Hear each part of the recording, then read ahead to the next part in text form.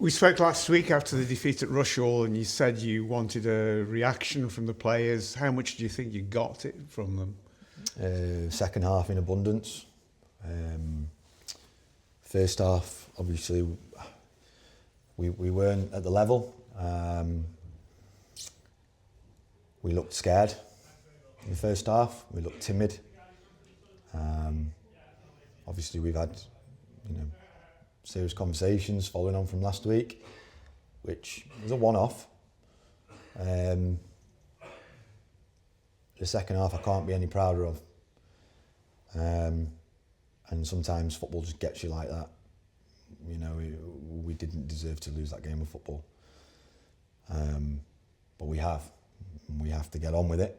And we have to decide how we react, because I've just said to the players, in life, that's one of our biggest freedoms. We choose how we react to every single situation. So we have to get up off the canvas and come out swinging. Yeah, it's a disappointing first half, but you certainly came out swinging in the second half. You got the equaliser very, very quickly, didn't you? We did, yeah, we did. I think we had a decent response to obviously them scoring by hitting the bar so soon after. But we didn't showcase enough quality on the ball. We struggled to pick up the second ball, which was really frustrating because we'd spent a lot of time talking about that, knowing the importance of that, particularly in a game like today, and the way that Stocksbridge play. But I felt like they just got too much control of second ball situations without kind of making loads of moves. They were good in transition, and obviously their goal came from a situation like that where they've obviously broken, ran through, and we'd have to see it down again to break it down. But in the second half we couldn't have done much more other than obviously not score a second goal, which ultimately again you'll be judged on results, and scoring goals is a key element. But I just said to the players, we haven't lost the game because of the second half performance and conceding the goal at the end. We lost the game based on our first half performance. So what can you as a manager do? I mean, you've obviously got to work on the players you've got. Is another solution to bring other players in? And you know that if you bring other players in, you've got to get rid of players, haven't you? Basically, that's the mathematics of it, isn't it? Yeah. And then that's easier said than done. At this stage of the season, there's not too many people looking to move. At this stage of the season, that's just the way it is. We found that in the past as well. But the players that we've got in the dressing room, the same group of players that have won 7 games this season against some incredibly well-established teams in this league. Warrington Town, who obviously we play again on New Year's Day, Guiseley, Ashton, to name just a few. Very, very, very big clubs in this division. It's the same group of players. So we have to stick together and try and rebuild that confidence. You could see how much the players were hurting in that in the last minute there when the goal's gone in. They weren't the reactions of players that it doesn't matter to, that don't care.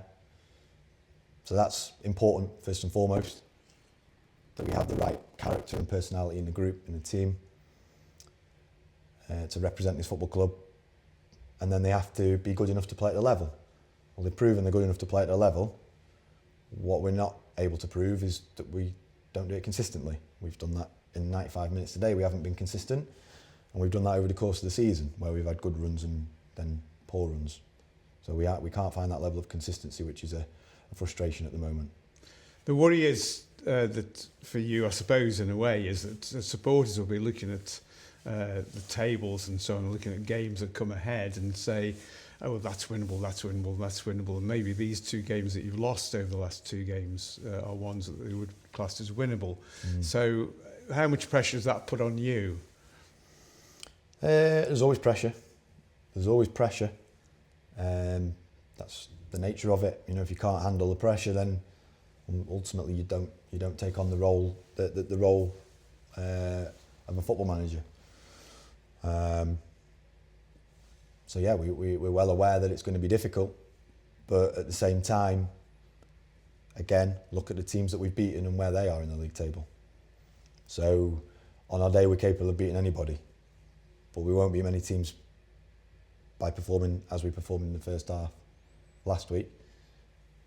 We could beat anybody if we play like we played in the second half over a course of 95 minutes in this division. So, as you say, an important game coming up against Warrington. They've improved a lot since the beginning of the season when you played them before. What's your schedule now, between now and New Year's Day? Are you meeting up? Are you training one night? Yeah. No, we'll be training on Tuesday, and obviously we're going to the game on the Thursday. You know, the way the schedule works this year, it's that it falls on a day that we're obviously have the group together on New Year's Day. You're right, Warrington Town. I think they've lost one game at home all season. It's not the same Warrington Town team that came here, because they've obviously gained a real amount of confidence from their run. And as I say, one defeat at home all season means it's a very, very difficult game for us.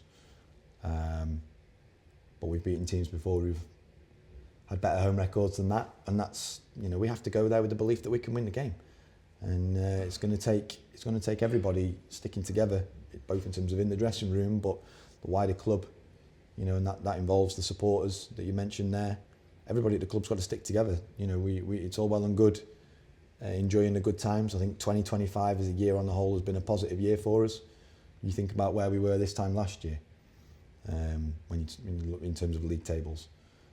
We're not in as bad a place as what we were at that point, despite the fact that 12 months ago to the day we had the euphoria of winning a game away at Macclesfield and taking the only team to beat them, versus today at home in a game that you hope to get 3 points and we've ended up being sucker punched in the last minute. So, but actually in the grand scheme of things, we have to remember where we are and where we've come from, and hope that 2026 can be we can start 2026 positively. And one last question. You talked about 2026, the positivities that you feel you've got there. Is the team as a whole, is it there? Is it fighting for League Town? Is it fighting to remain in this division? I think based on that second half performance, the answer to that is obvious. I think the way in which they reacted when that goal went in tells me everything I need to know. It was gut-wrenching, but I looked out onto that pitch and I saw players hurting just as much as me. And if I see players hurting like that, then that tells me that they care, and that's enough for me to know that we keep fighting on. Josh, thanks very much for your time. Thanks, Dave.